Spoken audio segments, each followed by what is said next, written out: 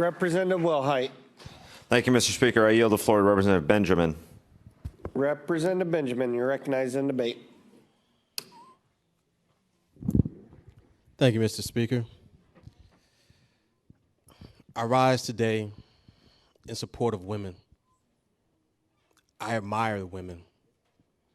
I admire their strength. I admire their perseverance. I admire their beauty.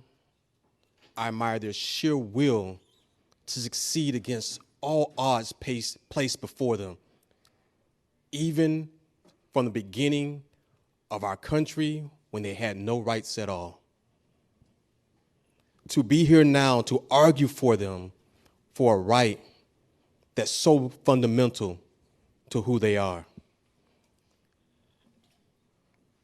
When I think about the debate that we've had here, I think about the only thing that I can relate to, and as watching my own wife during her pregnancies, and how we think about pregnancies. We think about them through the lens of the people who wanted to be pregnant. The joys that it brings, that every kick brings, that every turn of the child gives. We think about how we nourish the child in the womb, how we care for it in the womb. We think about it in these very romantic terms from the lens of those of us who want to have a family in that regard. What I have not heard is what happens during pregnancy and what happens as that child develops in the womb of a woman who does not want it there. I look at it through the lens of the woman who has said that this is an imposition upon my life. And to have the child develop in that woman who has said that they don't want this child for whatever reason, she's chosen not to have it. The woman who's excited about the kick because she wants the child is very different from the woman who has the kick from the child that she doesn't want. It's very different to be having morning sickness when it's the woman who wants to have a child. It's very different to have morning sickness for a woman who is forced to have a child. It is very different to go through the pains of labor when you don't want to be in labor. My wife worked at a hospital. Her first job as a nurse was in labor and delivery. And I always remember what she used to tell me, that a woman is closer to death when she gives birth. So when I think about a forced abortion, because this is not about the bill that's in front of us today. We have placed abortion itself on trial. Whether it's right or whether it's wrong is what we have placed on trial. So I speak of it in these general terms. A woman is never closer to death than when she gives birth. And we're talking about forcing the chance of death on her.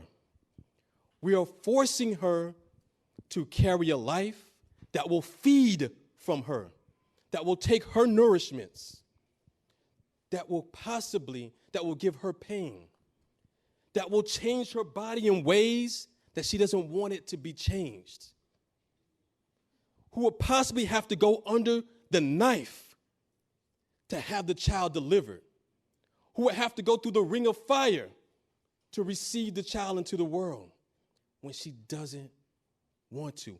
Imagine forcing that on someone, because that's what we're talking about when we say no more abortions, and that's where we're headed. So make no doubts about it. That's where we're headed, and that's what we're talking about when we say no more abortions. We have changed pregnancy from a pleasure to a punishment. To a punishment. We talk about which life matters more. We say that the Supreme Court, in deciding Roe versus Wade, that one of the justices said that we had to balance the interests of the mother and the child, and that both interests could not be served completely. And I listened to the good representative about all his kids being born, some difficult, some not. And I was reminded about the births of my children. And I was reminded about the birth of my last girl. And I remembered my wife sitting, delivering that child. And the child being delivered, being healthy, being safe, being placed on the table to be weighed. And I looked back at my wife, and I watched the doctor still feverishly attending to her, thinking to myself, well, the baby's here. What's going on? The placenta has been delivered. What's still going on? Feverishly. And it hit me. Some women keep bleeding. That's that death part. Some women keep bleeding. And if we can't stop the bleeding, they die. And so as my wife sat in that bed bleeding, no other life mattered to me but hers. That's the life that mattered most to me, because that's the life that I chose to spend the rest of my life with. That's the life that honestly I couldn't replace, because there's only one of her. That I could lose her in that moment. I could not possibly stand here today and force those circumstances upon any other woman or any other man who cares about his woman.